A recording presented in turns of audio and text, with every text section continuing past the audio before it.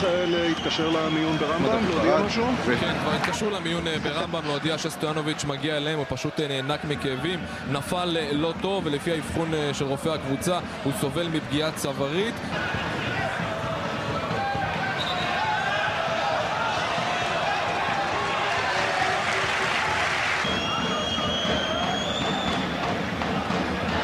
חכה לא טובה, היה עובר, והנה בנאדו! יורה לעבר השער עם ההזדמנות הטובה ביותר של מכבי חיפה. אתם צריכה לשים לב, משום שאין אף אחד שנשאר בהגנה, כולם צרים על הרחבה. עוד כדור קרן.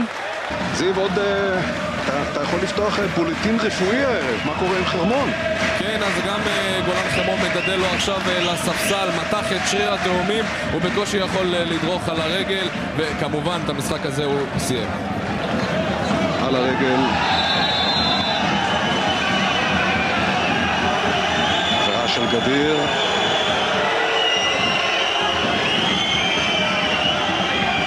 מהירה ויפה.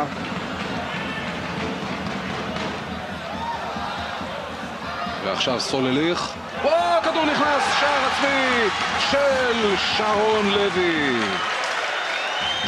סולליך התכוון לחפש את אחד החברים שלו.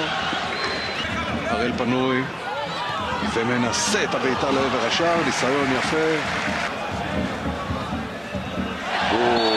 סרי פלח יקבל עכשיו צהוב.